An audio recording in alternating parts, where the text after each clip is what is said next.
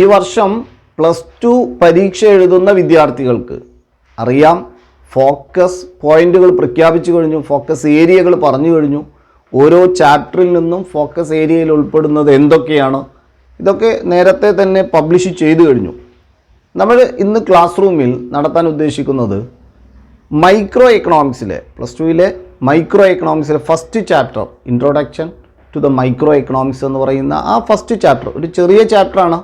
അതിലെ ഫോക്കസ് ഏരിയകൾ ഏതൊക്കെയാണ്, അതിൽ പറഞ്ഞിരിക്കുന്ന ഭാഗങ്ങൾ എന്തൊക്കെയാണെന്നുള്ളത് പരിശോധിക്കുകയാണ് ഈ വീഡിയോയിലൂടെ ചെയ്യുന്നത്. എല്ലാവർക്കും ഓൺലൈൻ ക്ലാസ് റൂമിലേക്ക് സ്വാഗതം.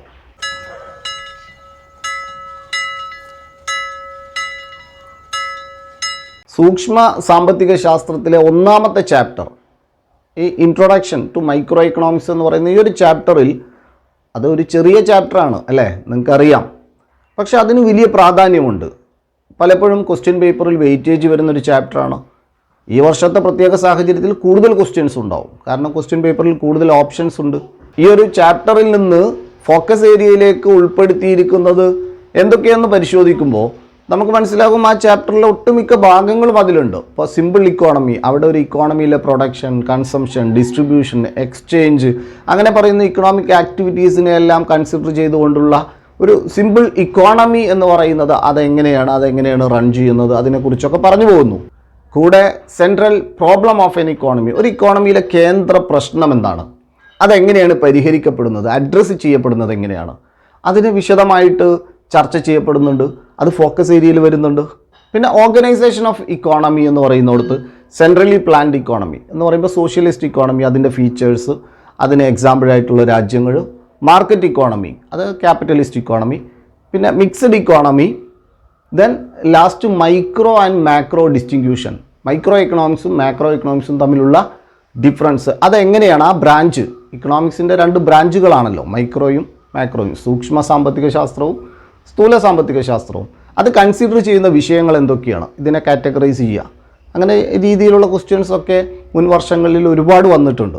അതുകൊണ്ട് തന്നെ ഇതിലെ ആ ഓരോ ഭാഗങ്ങളും നമ്മൾക്ക് ഒന്ന് വിശദമായിട്ട് നോക്കാം.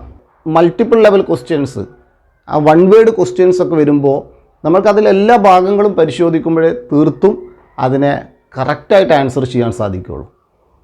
നമുക്കിവിടെ പരിശോധിക്കാം.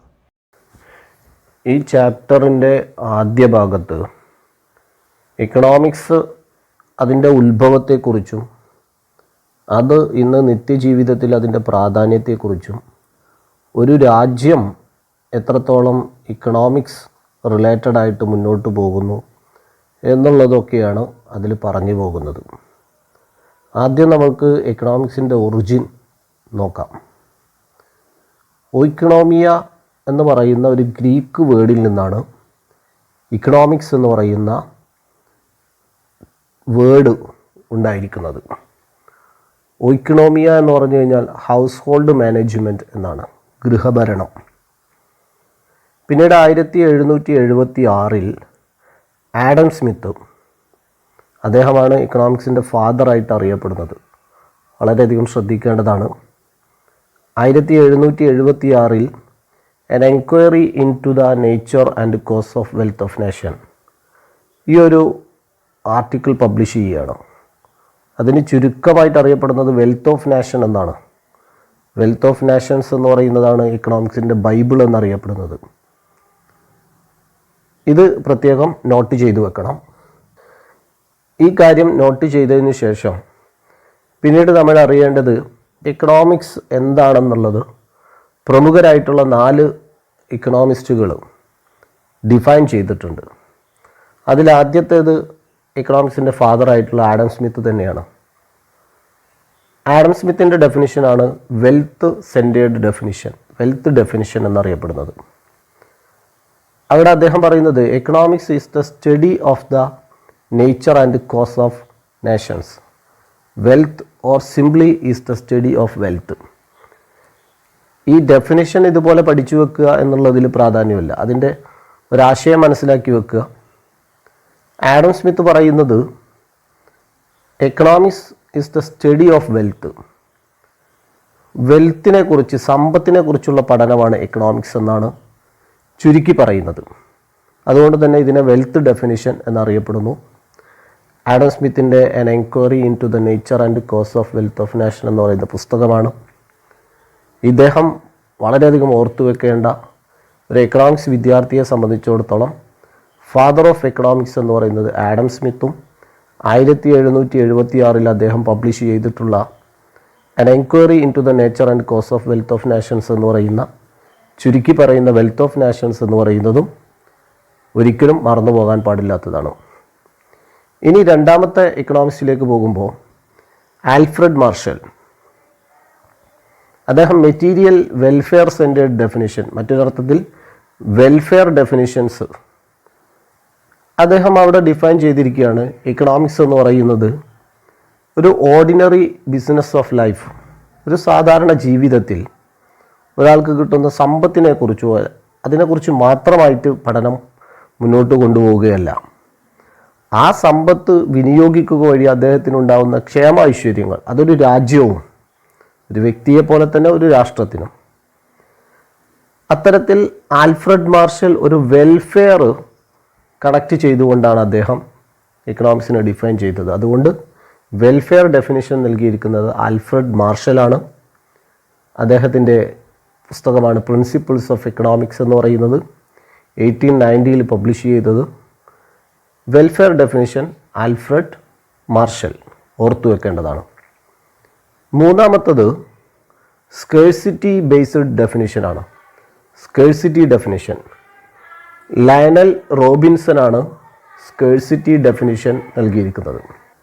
Economics is a social science which deals with the human behaviour as a relationship between end and scarce means which have alternative uses. ഇവിടെ ഈ ഡെഫിനിഷനിലൂടെ അദ്ദേഹം പറയുന്നത് എക്കണോമിക്സ് ഒരു സാമൂഹ്യ ശാസ്ത്രമാണ്.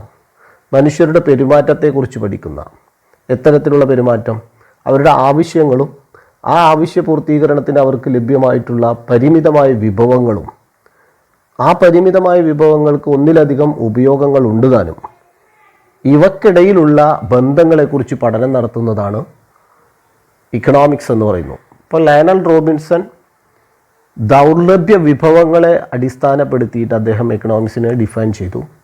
അതാണ് സ്കേഴ്സിറ്റി ഡെഫിനിഷൻ എന്ന് പറയുന്നത്, ലയണൽ റോബിൻസൺ. നാലാമത്തത് ഒരു modern economist Paul A Samuelson, ഇദ്ദേഹം ഒരു നൊബൽ ലോറേറ്റ് കൂടിയാണ്. Modern growth oriented definition, growth definitions എന്നറിയപ്പെടുന്നു.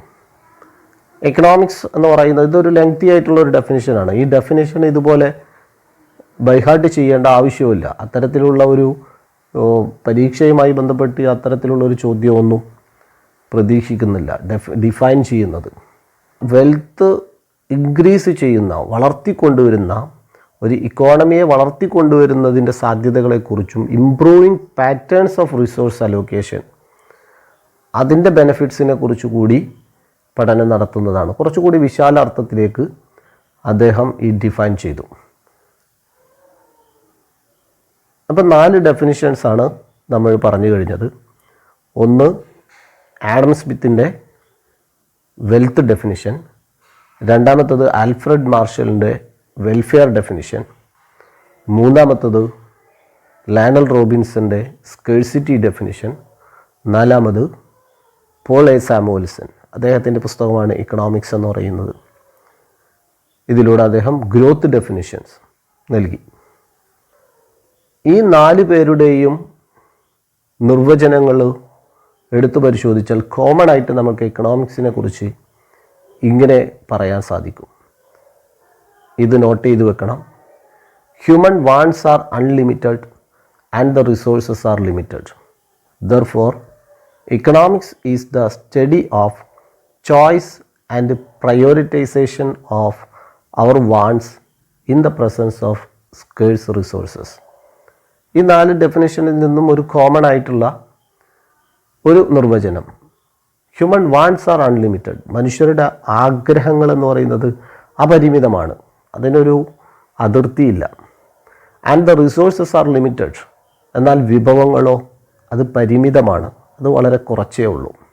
Therefore, economics is the study of choice and prioritization of our wants in the presence of scarce resources.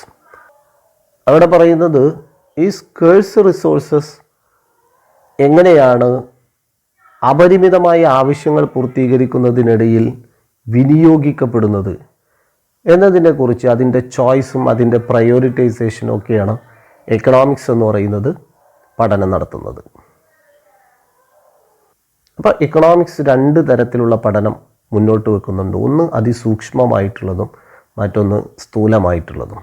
Economics micro എക്കണോമിക്സും macro എക്കണോമിക്സും. ഇത് നമ്മൾ ഈ ചാപ്റ്ററിൻ്റെ അവസാന ഭാഗത്ത് വിശദമായിട്ട് നോക്കുന്നുണ്ട്. ബ്രാഞ്ചസ് ഓഫ് എക്കണോമിക്സ് എന്ന് പറയുന്നിടത്ത് മൈക്രോ എക്കണോമിക്സും മാക്രോ എക്കണോമിക്സും. മൈക്രോ എക്കണോമിക്സ് എന്ന് പറയുന്നത് microscopic study of an economy. ഒരു ഇക്കോണമിയെ അതിസൂക്ഷ്മമായിട്ട് എടുക്കുക. അവിടെ ഒരു ഫേമിൻ്റെ പ്രവർത്തനങ്ങൾ, ഒരു വ്യക്തിയുടെ വരുമാനം, അങ്ങനെ ഒറ്റ യൂണിറ്റുകളെ കുറിച്ച് എടുക്കുക. എന്നാൽ ഒരു ഇക്കോണമിയെ മൊത്തമായിട്ട് എടുത്ത് പഠനം നടത്തുന്നത് ടോട്ടൽ, അഗ്രിഗേറ്റീവ്, സമ്മേറ്റീവ്, ഹോൾ, മൊത്തമായിട്ടെടുത്ത് പഠനം നടത്തുന്നതാണ് മാക്രോ എക്കണോമിക്സ് എന്ന് പറയുന്നത്.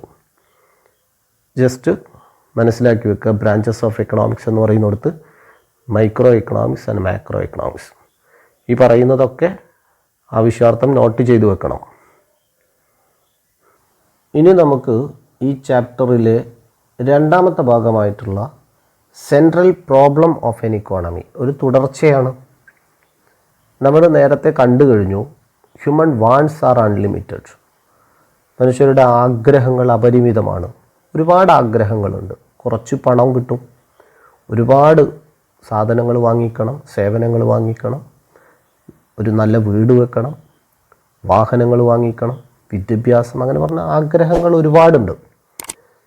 അതേസമയം റിസോഴ്സസ് ആർ സ്കേഴ്സ്. വിഭവങ്ങൾ, കൈവശമുള്ള വിഭവങ്ങൾ പരിമിതമാണ്. പണമാവട്ടെ, ഭൂമിയാവട്ടെ, കെട്ടിടങ്ങളോ, അങ്ങനെ ഏത് റിസോഴ്സസും അത് പരിമിതമാണ്. ആ ഉള്ള പരിമിതമായ വിഭവങ്ങൾക്കോ these resources have alternative usage. ഒരു 10 സെൻറ്റ് ഭൂമി, അതിന് ഒന്നിലധികം ഉപയോഗങ്ങളുണ്ട്. വേണമെങ്കിൽ അതിലൊരു വീട് വെക്കാം, അല്ലെങ്കിൽ അവിടെ കൃഷി നടക്കാം, അല്ലെങ്കിൽ അവിടെ ഫാക്ടറി പണിയാം, അല്ലെങ്കിൽ അതൊരു കളിസ്ഥലമാക്കാം, അല്ലെങ്കിൽ പാർക്കാക്കാം. ഇതെല്ലാം കൂടി ചെയ്യാൻ സാധ്യമല്ല. ഇവിടെ റിസോഴ്സസ് സ്കേഴ്സാണ്. അതേസമയം ആ ദൗർലഭ്യം അനുഭവപ്പെടുന്ന വിഭവങ്ങൾക്ക് ഒന്നിലധികം ഉപയോഗങ്ങളുമുണ്ട്. അവിടെ ഒരു പ്രശ്നം ഉടലെടുക്കുകയാണ്. ചോയ്സ്, ഏത് തിരഞ്ഞെടുക്കണം? ഈ 10 സെൻറ്റ് ഭൂമിയിൽ വീട് വെക്കണോ? വീട് വെച്ച് കഴിഞ്ഞാൽ പിന്നെ അവിടെ കെട്ടിടങ്ങൾ, മറ്റു ഫാക്ടറികളോ അല്ലെങ്കിൽ കളിസ്ഥലങ്ങളോ പാർക്കോ സാധ്യമല്ല. അവിടെയാണ് നമ്മുടെ കയ്യിൽ ലഭ്യമാവുന്ന, അല്ലെങ്കിൽ ഒരു രാജ്യത്തിൻ്റെ കൈവശം ലഭ്യമാവുന്ന വിഭവങ്ങൾ അത് എന്തിനു വേണ്ടി ഉപയോഗിക്കണം, അവിടെ ചോയ്സ് എന്ന് പറയുന്നത് വളരെ പ്രധാനമാണ്. ഇതാണ് സ്കേഴ്സിറ്റിയും ചോയ്സും, ഇതാണ് സെൻട്രൽ പ്രോബ്ലമായിട്ട് ഒരു ഇക്കോണമിയിൽ മാറുന്നത്. യഥേഷ്ടം വിഭവങ്ങളുണ്ടെങ്കിൽ എല്ലാ ആഗ്രഹങ്ങളും പൂർത്തീകരിക്കാൻ സാധിക്കും. അവിടെ ചോയ്സിൻ്റെ ആവശ്യമില്ല. എന്നാൽ അതേസമയം വിഭവങ്ങൾ സ്കേഴ്സും ആ വിഭവങ്ങൾക്ക് തന്നെ ഒന്നിലധികം ഉപയോഗങ്ങളും ഉണ്ടാവുമ്പോൾ കൃത്യമായിട്ട് തിരഞ്ഞെടുപ്പ് എന്ന് പറയുന്നത് വളരെ കൃത്യമായിരിക്കണം. അങ്ങനെയാകുമ്പോൾ which are the central problems of an economy, അതിനെ നമ്മൾ ഒന്നുകൂടി ഡീറ്റെയിൽഡായിട്ട് എടുക്കുമ്പോൾ ഈ സ്കേഴ്സായിട്ടുള്ള വിഭവങ്ങളെ, അതേസമയം അതിന് ആൾട്ടർനേറ്റീവ് യൂസേജ് ഉള്ള ഈ സ്കേഴ്സ് വിഭവങ്ങളെ തിരഞ്ഞെടുക്കുമ്പോൾ പ്രോബ്ലം ഓഫ് റിസോഴ്സ് അലോക്കേഷൻ, നേരത്തെ പറഞ്ഞതുപോലെ 10 സെൻറ്റ് ഭൂമി എന്ത് വേണ്ടി അലോക്കേറ്റ് ചെയ്യണം, അത് ഏത് കാര്യത്തിന് വേണ്ടി വിനിയോഗിക്കണം? ഒരു രാജ്യത്തിന് ലഭ്യമായിട്ടുള്ള വിഭവങ്ങൾ പ്രതിരോധ ആവശ്യങ്ങൾക്ക് വേണ്ടി, കാർഷിക ആവശ്യങ്ങൾക്ക് വേണ്ടി, വിദ്യാഭ്യാസത്തിന് വേണ്ടി, അങ്ങനെ ആരോഗ്യ സംരക്ഷണത്തിന് വേണ്ടി ഒക്കെ ഏത് രീതിയിലത് അലോക്കേറ്റ് ചെയ്യണം, അതൊരു പ്രശ്നമാണ്. ദെൻ പ്രോബ്ലം ഓഫ് എഫിഷ്യൻസി, കാര്യക്ഷമതയുടെ ഒരു പ്രശ്നമുണ്ട്. പ്രോബ്ലം ഓഫ് ഫുള്ളർ യൂട്ടിലൈസേഷൻ, വളരെ കുറച്ച് വിഭവങ്ങളേ ഉള്ളൂ, ഉള്ള വിഭവങ്ങൾ സ്കേഴ്സാണ്, ദൗർലഭ്യമുണ്ട്. അതേസമയം ആഗ്രഹങ്ങൾ ഒരുപാടുണ്ട്, ആവശ്യങ്ങൾ ഒരുപാടുണ്ട്. ഇവിടെ കൃത്യമായിട്ട് അത് ഉപയോഗിക്കേണ്ടതുണ്ട്. Problem of growth and development. ഉള്ളതിനെ അപ്പാടെ ഉപയോഗിച്ച് തീർക്കുകയല്ല, അത് വളർത്തിയെടുക്കുന്നതും അത് വികസിപ്പിക്കുന്നതുമായി ബന്ധപ്പെട്ടൊരു പ്രശ്നവുമുണ്ട്. Central problem of an economy എന്ന് പറയുന്നിടത്ത് റിസോഴ്സ് അലോക്കേഷൻ എന്ന് പറയുന്ന ഒരു പ്രോബ്ലമാണ്. എന്തിനു വേണ്ടി വിഭവങ്ങൾ എന്തിനെല്ലാം വേണ്ടി വിനിയോഗിക്കണം. ഈ 4 കാര്യങ്ങളിൽ റിസോഴ്സ് അലോക്കേഷൻ എന്ന് പറയുന്നത് ഒന്നുകൂടി ശ്രദ്ധിച്ചാൽ, പ്രോബ്ലം ഓഫ് റിസോഴ്സ് അലോക്കേഷൻ, ലഭ്യമായ വിഭവം, അവിടെ 3 ചോദ്യങ്ങൾ വരികയാണ്. ആ വിഭവങ്ങൾ വെച്ചുകൊണ്ട് വാട്ട് ടു പ്രൊഡ്യൂസ്, എന്താണ് ഉൽപ്പാദിപ്പിക്കേണ്ടത്. ഹൗ ടു പ്രൊഡ്യൂസ്, അത് എങ്ങനെയാണ് ഉൽപ്പാദിപ്പിക്കേണ്ടത്. ഫോർ ഹൂം ടു പ്രൊഡ്യൂസ്, അതൊരു ഡിസ്ട്രിബ്യൂഷനുമായിട്ട് കണക്ട് ചെയ്തുകൊണ്ടിട്ടുള്ള ഒരു പ്രോബ്ലമാണ്. What to produce, എന്തുൽപ്പാദിപ്പിക്കണം.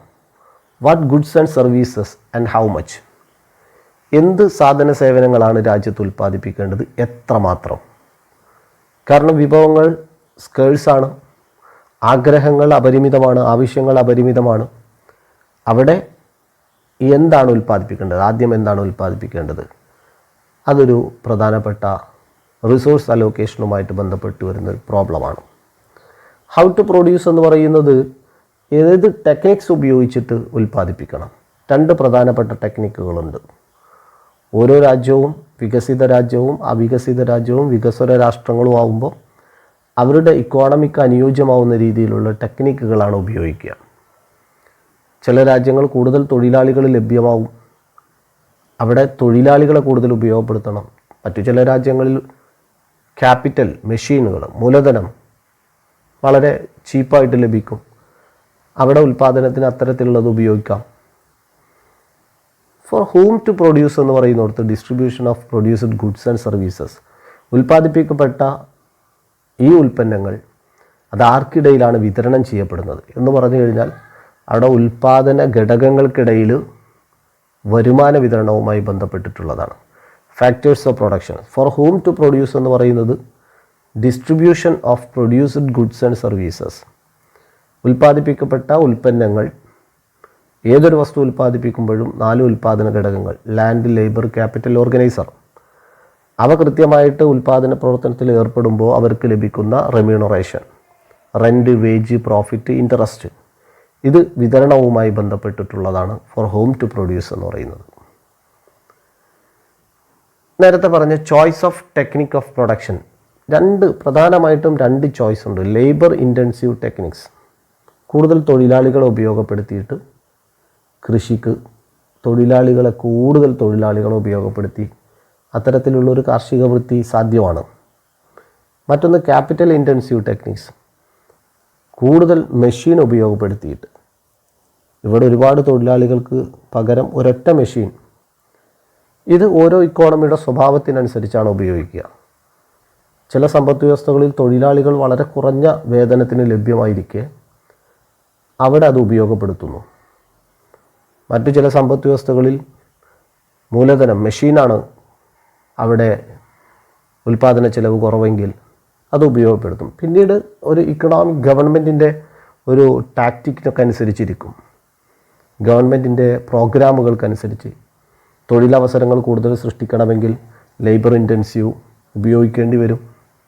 കൂടുതൽ ഉൽപ്പാദനം, വളരെ കാര്യക്ഷമമായിട്ട് പ്രോഡക്റ്റിവിറ്റി വളരെ കൂടുതലായിട്ട് കുറഞ്ഞ സമയം കൊണ്ട് കൂടുതൽ ഉൽപ്പാദിപ്പിക്കേണ്ട ആവശ്യം വരുമ്പോൾ അവിടെ മെഷീൻ ഉപയോഗപ്പെടുത്തും.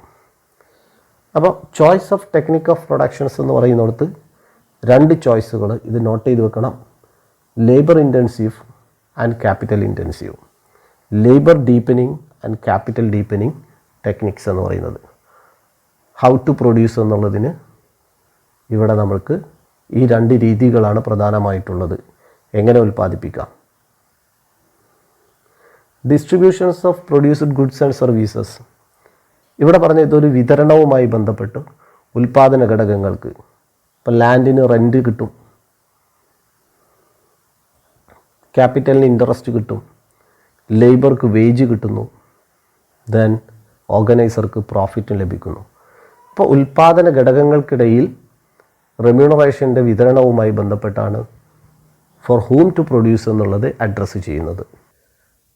ഇവിടെ ഈ ചാപ്റ്ററിലെ ഓർഗനൈസേഷൻ ഓഫ് ഇക്കണോമിക് ആക്ടിവിറ്റീസ് എന്ന് പറയുന്ന ഭാഗത്ത് അപ്പോൾ how central problems solved in different economic system, ഇവിടെ ഈ 3 സിസ്റ്റംസ് ഇപ്പോൾ ടൈപ്സ് ഓഫ് ഇക്കണോമിക് സിസ്റ്റം എന്നുള്ളിടത്ത് നിങ്ങൾക്ക് കാണാം. മാർക്കറ്റ് ഇക്കോണമി എന്ന് പറഞ്ഞാൽ capitalist economy, centrally planned economy, മറ്റൊരു പേരാണ് സോഷ്യലിസ്റ്റ് ഇക്കോണമി. മിക്സഡ് ഇക്കോണമി എന്ന് പറയുന്നത് ഈ പേര് പറയുന്നത് പോലെ തന്നെ സോഷ്യലിസ്റ്റ് ഇക്കോണമിയുടെയും ക്യാപിറ്റലിസ്റ്റ് ഇക്കോണമിയുടെയും ഒരു മിക്സഡ് രൂപമാണ് മിക്സഡ് ഇക്കോണമി, ഇന്ത്യ പോലത്തെ മിക്സഡ് ഇക്കോണമിയിൽ കാണുന്നത്. ഇവിടെ മാർക്കറ്റ് ഇക്കോണമിയിൽ പ്രൈസ് മെക്കാനിസമാണ് അവിടുത്തെ സെൻട്രൽ പ്രോബ്ലം സോൾവ് ചെയ്യുന്നത്. മറ്റൊരു അർത്ഥത്തിൽ പറഞ്ഞാൽ മാർക്കറ്റ് ഫോഴ്സസ് എന്ന് പറയുന്നത് നേരത്തെ നമ്മൾ പറഞ്ഞു ഡിമാൻഡും സപ്ലൈയുമാണ്. അത് ഇൻ്റർസെക്റ്റ് ചെയ്യുന്നതിനനുസരിച്ച് ഏതൊരു വസ്തുവിൻ്റെയും വില നിശ്ചയിക്കും. ഉൽപ്പാദനമാണെങ്കിലും ഉപഭോഗമാണെങ്കിലും വിതരണമാണെങ്കിലും ആ തലങ്ങളിലുണ്ടാകുന്ന പ്രോബ്ലം എല്ലാം അഡ്രസ്സ് ചെയ്യുന്നത് പ്രൈസ് മെക്കാനിസത്തിലൂടെയാണ്. അല്ലാതെ അവിടെ ഗവൺമെൻറ്റിൻ്റെ ഒരു ഇൻ്റർവെൻഷൻ കാര്യമായിട്ട് ഇത്തരം ഇക്കോണമികളിൽ കാണാൻ സാധിക്കില്ല. അവിടെ ഫ്രീ ഇൻ്ററാക്ഷനാണ്, അതിൻ്റെ ഇടപെടലിൻ്റെ ഭാഗമായിട്ടാണ് ആ ഇക്കോണമിയിലെ പ്രോബ്ലംസ് സോൾവ് ചെയ്ത് മുന്നോട്ട് പോകുന്നത്. ക്യാപിറ്റലിസ്റ്റ് ഇക്കോണമി അതായത് മാർക്കറ്റ് ഇക്കോണമിയിൽ അങ്ങനെയാണ് സെൻട്രൽ പ്രോബ്ലം അഡ്രസ്സ് ചെയ്യപ്പെടുന്നത്. മറ്റൊരെണ്ണമാണ് സെൻട്രലി പ്ലാൻഡ് ഇക്കോണമി എന്ന് പറയുന്നത്. അവിടെ ഗവൺമെൻറ്റിന് വലിയ റോളുണ്ട്. മറ്റൊരർത്ഥത്തിൽ സോഷ്യലിസ്റ്റ് ഇക്കോണമി എന്ന് പറയുന്നതാണ് ഈ സെൻട്രലി പ്ലാൻഡ് ഇക്കോണമി.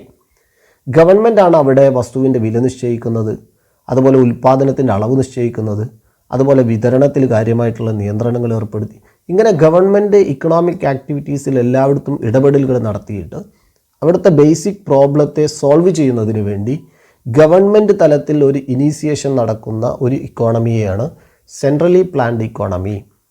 ഇന്ന് ലോകത്ത് സോഷ്യലിസ്റ്റ് സമ്പദ് വ്യവസ്ഥകളിൽ പ്രധാനമായിട്ടും USSR ഒക്കെ അത്തരത്തിലുള്ള ഒരു സോഷ്യലിസ്റ്റ് ഇക്കോണമി ആയിരുന്നു, ഒരു പ്യുവർ. ഇന്ന് ലോകത്ത് പൂർണ്ണാർത്ഥത്തിൽ ഒരു സോഷ്യലിസ്റ്റ് ഇക്കോണമിയെ നമുക്ക് കാണാൻ സാധിക്കുന്നില്ലെങ്കിലും ചൈനയും ക്യൂബയും അതുപോലെ പറയുന്ന രാജ്യങ്ങളൊക്കെ ഇത്തരത്തിലുള്ള സെൻട്രലി പ്ലാൻഡ് ഇക്കോണമിയാണ് അവിടെ കൂടുതലായിട്ട് കാണുന്നത്. ഇനി മിക്സഡ് ഇക്കോണമി, ഇന്ത്യ പോലത്തെ സമ്പദ് വ്യവസ്ഥ ക്യാപിറ്റലിസത്തിൻ്റെയും അതായത് മാർക്കറ്റ് ഇക്കോണമിയുടെയും സെൻട്രലി പ്ലാൻഡ് ഇക്കോണമിയുടെയും സ്വഭാവങ്ങൾ കാണിക്കുന്നുണ്ട്. ഇവിടെ പ്രൈസ് മെക്കാനിസം ഉണ്ട്. സാധനത്തിന് വില നിശ്ചയിക്കുന്നത് ഡിമാൻഡും സപ്ലൈ ആണ്. ആവശ്യക്കാർ കൂടുന്നതിനനുസരിച്ച് അതിന് വില വർദ്ധിക്കുന്നു. ആ സമയത്ത് അതിൻ്റെ സപ്ലൈയും കൂടി ഉൽപ്പാദകർ അത് കൂടുതൽ ഉൽപ്പാദിപ്പിക്കുന്നു. ഇത്തരത്തിൽ അങ്ങോട്ടും ഇങ്ങോട്ടും ഒരു ഫ്രീ ഇൻ്റർവെൻഷൻസ് അവിടെ നടക്കുന്നുണ്ട്. അതാണ് പ്രൈസ് മെക്കാനിസം എന്ന് പറയുന്നത്. അതോടൊപ്പം തന്നെ സെൻട്രൽ പ്ലാനിങ്, ഗവൺമെൻറ്റിനും കാര്യമായിട്ടുള്ള റോളുകൾ ഇന്ത്യ പോലത്തെ മിക്സഡ് ഇക്കോണമിയിൽ കാണാൻ സാധിക്കും. ഇനി നമുക്ക് മാർക്കറ്റ് ഇക്കോണമിയിലേക്ക് നോക്കുക. അവിടെ പ്രൈസ് മെക്കാനിസം എന്ന് പറയുന്നത് price mechanism refers to the system where the forces of demand and supply determine the price of commodities. It is the buyers and sellers who actually determine the price of a commodity. Adam Smith referred it as invisible hand. Price works as a signal to the producers for resource allocation. ഇവിടെ price mechanism എന്ന് പറയുന്നിടത്ത് ഡിമാൻഡും സപ്ലൈയും ഇതാണ് market forces.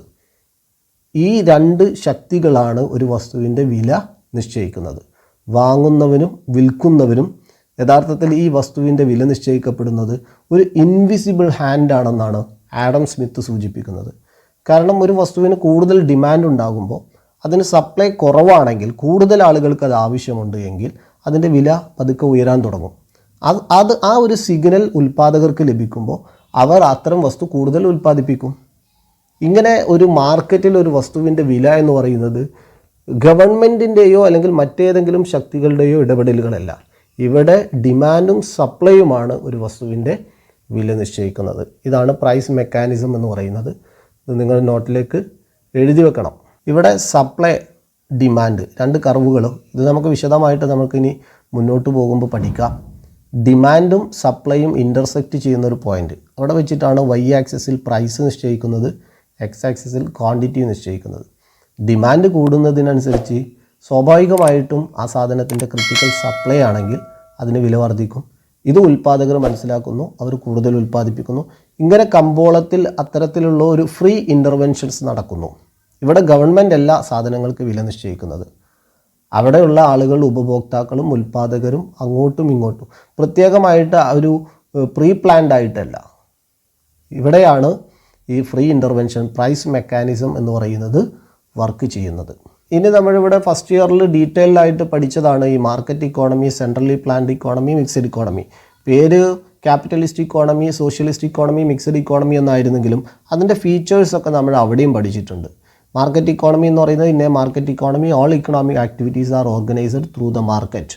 അവിടെ ഗവൺമെൻറ്റിന് യാതൊരുവിധ റോളുമില്ല. കമ്പോളമാണ് അവിടെ എന്ത് ചെയ്യുന്നത്, വസ്തുവിൻ്റെ വില നിശ്ചയിക്കുന്നതും ഇക്കണോമിക് ആക്ടിവിറ്റീസൊക്കെ ഓർഗനൈസ് ചെയ്യുന്നത്. കമ്പോളം എന്ന് പറയുമ്പോൾ അതൊരു സിറ്റുവേഷനാണ്. അത് പ്രത്യേകിച്ച് ഒരു സ്ഥലമായിക്കൊള്ളണമെന്നില്ല. വാങ്ങുന്നവരും വിൽക്കുന്നവരും നേരിട്ട് കണ്ടുകൊള്ളണമെന്നില്ല. ഈ ആധുനിക യുഗത്തിൽ ഓൺലൈൻ മാർക്കറ്റുകളൊക്കെ നിങ്ങൾക്ക് അറിയാവുന്നതാണ്. അപ്പോൾ മാർക്കറ്റ് എന്ന് പറയുന്ന വിശാലമായ അർത്ഥത്തിലേക്കാണ് എക്കണോമിക്സിൽ ചർച്ച ചെയ്യപ്പെടുന്നത്. ആ മാർക്കറ്റുമായി ബന്ധപ്പെട്ട് നമുക്കൊരു ചാപ്റ്റർ തന്നെ ഉണ്ട്, അവിടെ നമുക്കത് കൂടുതലായിട്ട് ഡിസ്കസ് ചെയ്യാം. അപ്പോൾ മാർക്കറ്റ് ഇക്കോണമി, ക്യാപിറ്റലിസ്റ്റ് ഇക്കോണമി എന്ന് പറയുന്നതിൻ്റെ ഫീച്ചേഴ്സ് എന്ന് പറയുന്നത് പ്രൈവറ്റ് ഓണർഷിപ്പ് ഉണ്ടാവും. സ്വകാര്യ സ്വത്തവകാശങ്ങൾ അത്തരം ഇക്കോണമിയിൽ കാണാം. ഓരോരുത്തരുടെയും സ്വന്തം പേരിൽ കെട്ടിടങ്ങൾ, വാഹനങ്ങൾ, മറ്റു സ്വത്തുക്കൾ, ഇതൊക്കെ അനുവദനീയമായിരിക്കും. പ്രോഫിറ്റ് മോട്ടീവാണ്. ലാഭം ലക്ഷ്യമാക്കിയിട്ടാണ് ഓരോരുത്തരും ഉൽപ്പാദനം, വിതരണവും ഒക്കെ നടത്തിക്കൊണ്ടിരിക്കുന്നത്. ദെൻ അവിടെ വില നിശ്ചയിക്കുന്നത് പ്രൈസ് മെക്കാനിസം. ഉൽപ്പാദകരുമല്ല, വാങ്ങുന്നവരുമല്ല. ഇവ രണ്ടും ചേർന്ന് അവിടെ ഒരു ഇൻ്ററാക്ഷൻ്റെ ഭാഗമായിട്ടാണ് പ്രൈസ്, വില നിശ്ചയിക്കപ്പെടുന്നത്.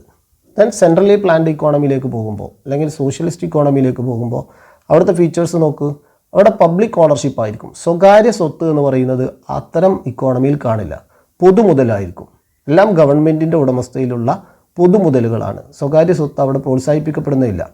ദെൻ ലാഭമല്ല അവിടുത്തെ ലക്ഷ്യം. പ്രധാനമായിട്ട് അവിടുത്തെ ഇക്കണോമിക് ആക്ടിവിറ്റീസ് ക്ഷേമമാണ്, വെൽഫെയർ ലക്ഷ്യമാക്കിയിട്ടാണ് അവിടുത്തെ ഗവൺമെൻറ് പ്രവർത്തിക്കുന്നത്. പിന്നെ ഗവൺമെൻറ്, അതുപോലെ പ്ലാനിങ്, ഇതിനൊക്കെ കാര്യമായിട്ടുള്ള റോളുകൾ അത്തരം ഇക്കോണമിയിൽ കാണാം. മിക്സഡ് ഇക്കോണമി നമ്മുടെ ഇന്ത്യ അതിൻ്റെ ഒരു ഏറ്റവും പ്രധാനപ്പെട്ട ഒരു ഉദാഹരണമായിട്ട് കാണാൻ പറ്റും. അവിടെ പബ്ലിക്കും പ്രൈവറ്റും ഉണ്ട്. സ്വകാര്യ സ്വത്ത് കൈവശം വെക്കുന്നവർക്കും ഉപയോഗിക്കുന്നവർക്കും പറ്റും. അതോടൊപ്പം തന്നെ ഗവൺമെൻറ്റിൻ്റെ പൊതുമുതലുകളും നമ്മുടെ രാജ്യത്ത് കാണാൻ സാധിക്കും. ലാഭം ലക്ഷ്യമാക്കിയിട്ടും ക്ഷേമം ലക്ഷ്യമാക്കിയിട്ടും പ്രോഫിറ്റും ആൻഡ് വെൽഫെയറും ലക്ഷ്യമാക്കി പ്രവർത്തിക്കുന്നു. പ്രൈസ് മെക്കാനിസവും അതുപോലെ പ്ലാനിങ്ങും ഇവിടെ ഈ പ്രൈസ് മെക്കാനിസവും പ്ലാനിങ്ങും നമ്മുടെ രാജ്യത്ത് നടക്കുന്നുണ്ട്. ഈ കോ existence of capitalism and socialism, that is mixed economy. ഇനി അവിടെ പറയുന്നത് മൈക്രോ എക്കണോമിക്സ്, അതുപോലെ മാക്രോ എക്കണോമിക്സ്. അപ്പോൾ മൈക്രോ എക്കണോമിക്സ് എന്ന് പറയുന്നത് the word micro is derived from the word micros. Micros എന്ന വേർഡിൽ നിന്നാണ് മൈക്രോ എന്ന് പറയുന്ന വേർഡ് വന്നിരിക്കുന്നത്. മൈക്രോസ് എന്ന് പറയുമ്പോൾ സ്മോൾ. അപ്പോൾ micro economics is also known as price theory. ഇതിന് മറ്റൊരു പേരാണ് പ്രൈസ് തിയറി. അതുപോലെ the theory of factor pricing, the theory of welfare. ഇതൊക്കെ നമ്മൾ ഇനിയും വിശദമായിട്ട് അതിനെക്കുറിച്ച് വരും ചാപ്റ്ററുകളിലൊക്കെ പഠിക്കുന്നുണ്ട്. ഈ തിയറികളൊക്കെ നമ്മൾ പഠിക്കുന്നുണ്ട്. ഇപ്പോൾ മൈക്രോ ഇക്കണോമിക്സ് എന്ന് പറയുന്നത് it study the behaviour of A consumer. ഒരു ഉപഭോക്താവിൻ്റെ പെരുമാറ്റത്തെക്കുറിച്ച് പഠിക്കുമ്പോൾ ഇക്കണോമിക്സിൽ അത് മൈക്രോ ലെവലിലുള്ള പഠനമാണ്. ഓർ എ പ്രൊഡ്യൂസർ, ഒരു ഉൽപ്പാദകൻ. Or the individual price of a product, ഒരു വസ്തുവിൻ്റെ individual price. It study the theories of demand, production, cost. ഇതൊക്കെ മൈക്രോ എക്കണോമിക്സിൽ ഭാഗമായിട്ട് വരുന്ന പഠനങ്ങളാണ്. ഇപ്പോൾ ഡിമാൻഡിനെ കുറിച്ചും ഉൽപ്പാദനത്തെക്കുറിച്ചും ചിലവിനെക്കുറിച്ചും ഒക്കെ പഠനം നടത്തുന്നത് മൈക്രോ ആണ്. അപ്പോൾ മൈക്രോ എക്കണോമിക്സ് എന്ന് പറയുന്നത് microscopic study of an economy. Microscopic study of an economy, that is micro economics എന്ന് പറയുന്നത്. മാക്രോ എക്കണോമിക്സ് എന്ന് പറയുമ്പോൾ the word macro is derived from the word macros, means large. Macro economics is also known as aggregate economics. Income theory, employment theory, ഇതൊക്കെ macro എക്കണോമിക്സിലാണ് പഠനം നടത്തുക. അപ്പോൾ വരും ഇൻകം തിയറിയും national income, employment, inflation, deflation, അങ്ങനെ പറയുന്നതൊക്കെ മാക്രോ എക്കണോമിക്സിൻ്റെ ഭാഗമായിട്ടാണ്. അത് സ്ഥൂലമായിട്ട് മൊത്തമായിട്ട് എടുത്ത് പഠനം നടത്തുന്ന. It studies the economy as a whole. National income, aggregate demand, aggregate supply, general price level, total employment, അതുപോലെ monetary theory, trade cycle, international trade, അന്താരാഷ്ട്ര വ്യാപാരം, അങ്ങനെയുള്ളതൊക്കെ മാക്രോ എക്കണോമിക്സിൻ്റെ കീഴിലാണ് അത് പഠനം നടക്കുന്നത്. അപ്പോൾ മൈക്രോ ആൻഡ് മാക്രോ എക്കണോമിക്സ് എന്ന് പറയുന്നത് രണ്ട് ബ്രാഞ്ചാണ്. ഇക്കണോമിക്സിൻ്റെ രണ്ട് ബ്രാഞ്ചസ് ഓഫ് സ്റ്റഡിയാണ് മൈക്രോ എക്കണോമിക്സും മാക്രോ എക്കണോമിക്സും നടത്തുന്നത്. ഇവിടെയും മനസ്സിലാക്കേണ്ടത് മൈക്രോയും മാക്രോയും തമ്മിൽ തുല്യമായി വേർതിരിച്ചുകൊണ്ട് നിർത്തിക്കൊണ്ടൊരു പഠനം നടത്താൻ പറ്റില്ല. അപ്പോൾ അത് നമ്മുടെ നോർമൽ സെൻസിലേക്ക് എടുക്കുമ്പോൾ പൊതുവെ പറയാറുണ്ട്, ഒരു കാടിനെക്കുറിച്ച് പഠനം നടത്തുന്നത് മാക്രോ ആണെങ്കിൽ ആ കാട്ടിലെ ഒരു മരത്തെക്കുറിച്ച് മാത്രം പഠനം നടത്തുക, അത് മൈക്രോ ആയിട്ട് പറയാം. ഇപ്പോൾ ഇവിടെ ഒരു കമ്പാരിസൺ നടക്കുകയാണ്. ഒരു കാട്ടിൽ നിന്ന് ഒരു മരത്തെ എടുത്ത് പഠനം നടത്തുമ്പോൾ അത് മൈക്രോയും അതുപോലെ കാടിനെക്കുറിച്ച് പഠനം നടത്തുമ്പോൾ അത് മാക്രോയുമാണ്.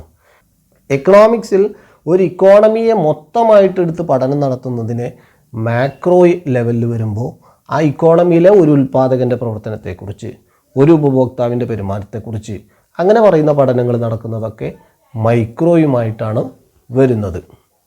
ഇവിടെ മൈക്രോ മാക്രോ അതിനെ ഡിസ്റ്റിങ്ക്റ്റ് ചെയ്യുന്നത് റാഗ്നർ ഫിഷാണ് 1933. അപ്പോൾ മൈക്രോ എന്ന് പറയുന്നത് സൂക്ഷ്മതലത്തിലെടുത്ത് ഇക്കോണമിയെ പഠനം നടത്തുമ്പോൾ, ഇക്കണോമിക് ആക്ടിവിറ്റീസിനെ പഠനം നടത്തുമ്പോൾ, മാക്രോ എന്ന് പറയുന്നത് സ്ഥൂലതലത്തിലാണ് ഇതിനെ പഠനം നടത്തുന്നത്.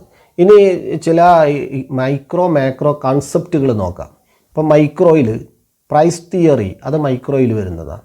പ്രൈസ് ഓഫ് എ പെൻസിൽ, അതുപോലെ allocation of resources, output of a firm, wage rate, rent for a house, price of a car, demand of petrol, cost of bike, ഇങ്ങനെ പറയുന്നതൊക്കെ കുറച്ച് ഭാഗങ്ങൾ പറഞ്ഞു എന്നുള്ളൂ. ഇപ്പോൾ ഇതൊക്കെ മൈക്രോയിലാണ് വരുന്നത്. ഇതൊക്കെ ഇൻഡിവിജ്വൽ സ്റ്റഡിയാണ്. എന്നാൽ മാക്രോയുടെ ഭാഗത്തേക്ക് നോക്കൂ.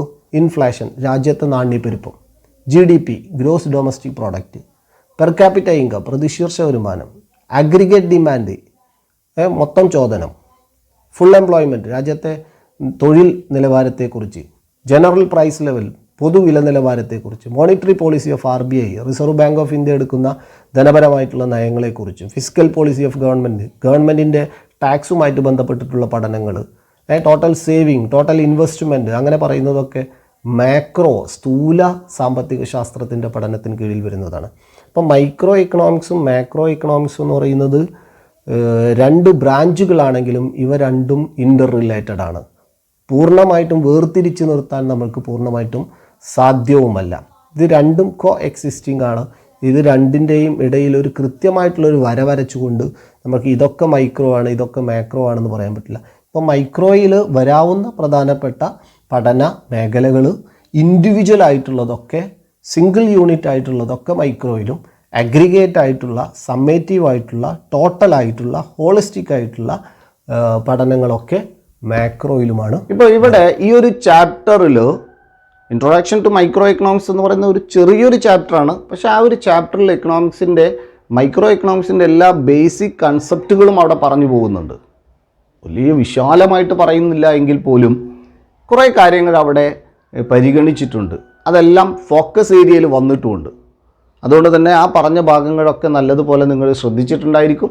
ടെക്സ്റ്റ് എടുത്ത് അതിൽ നിന്ന് പ്രധാനപ്പെട്ടതിൻ്റെയൊക്കെ ഒരു പ്രിസൈസ് നോട്ട് കൂടി തയ്യാറാക്കി വെക്കുക.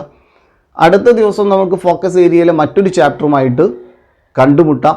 മൈക്രോയിലെ എല്ലാ ചാപ്റ്ററുകളും, ഫോക്കസ് ഏരിയയിൽ ഉൾപ്പെട്ടിരിക്കുന്ന എല്ലാ ഭാഗങ്ങളും നമ്മുടെ ക്ലാസ് റൂമിൽ ഡിസ്കസ് ചെയ്യാൻ ഉദ്ദേശിക്കുന്നുണ്ട്. അടുത്ത ദിവസം മുതൽ ഓരോ ചാപ്റ്ററിലെയും ഫോക്കസ് ഏരിയയിൽ ഉൾപ്പെട്ടിരിക്കുന്ന ഭാഗങ്ങൾ ഈ ക്ലാസ് റൂമിലൂടെ നമുക്ക് ഡിസ്കസ് ചെയ്യാം. Okay, by.